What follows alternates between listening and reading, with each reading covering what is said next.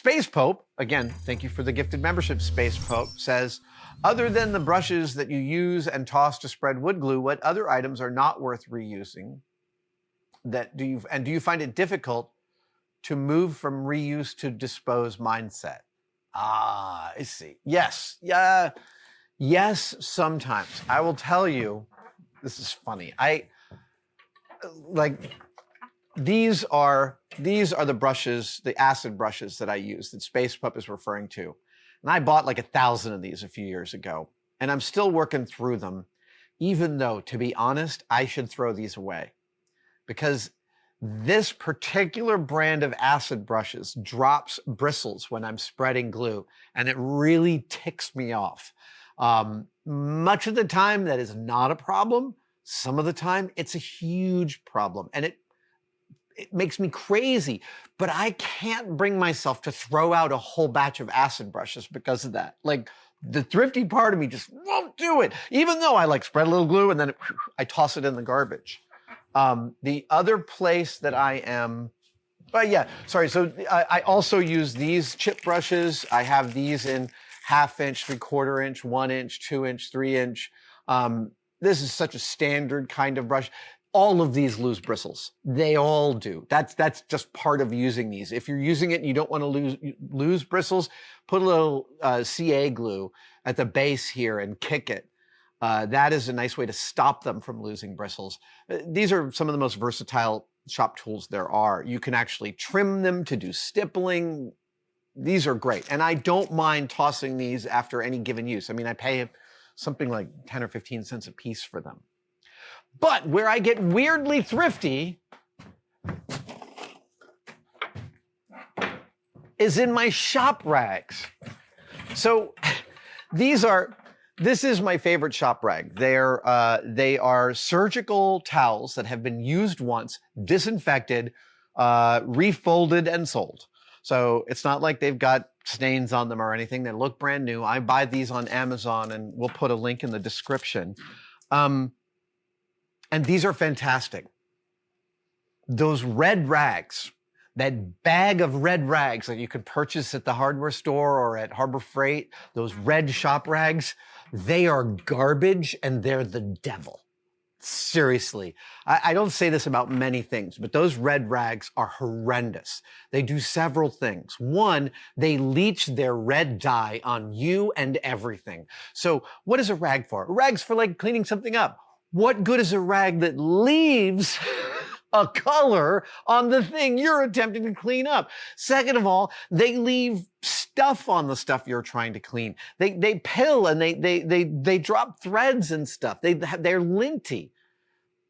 The red rags make me crazy. So I love these guys. And they are insanely durable, as evidenced by the fact that I have some here that have been used, like this one, I don't know, this one could be 5 years old. I use them to clean my machines, and then I don't throw them away because I figure, well, I could use the dirty one to clean the ways on my lathe again. And it leads to actually a kind of a storage problem because I end up with these big batches of semi-clean and almost entirely filthy rags that I'm unwilling to throw away. Oh, thank you, Eric Meyer, for gifting memberships. And thank you to Andrew Montgomery for gifting memberships.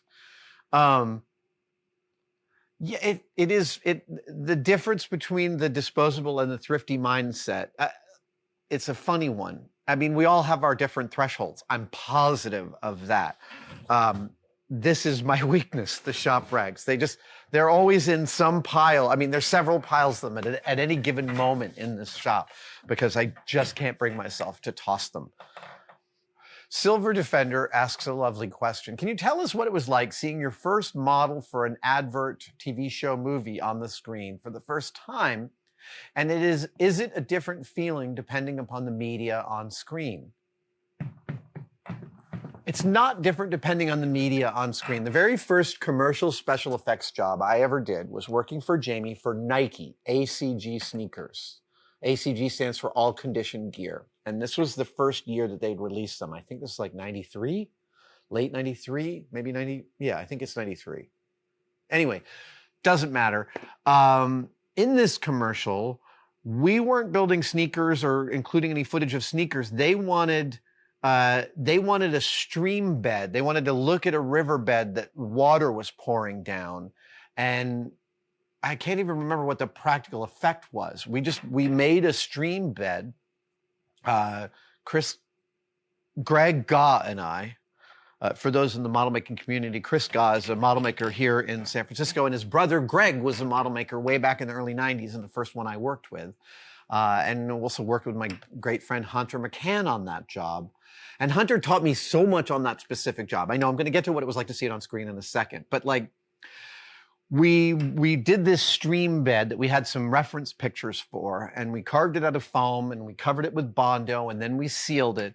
And then for a commercial, when you're going to put water over something, the world of commercials is always a perfect world. You'll notice that every bag of chips has this perfect top edge that people are reaching in to grab their chips. It's not torn, it's not crimped, it's perfect. And this is like all commercials follow this weird, perfect world sort of thing.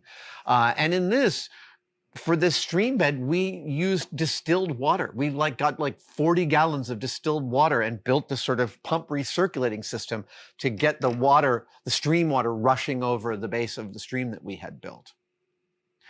And when I saw it on television, it was absolutely thrilling.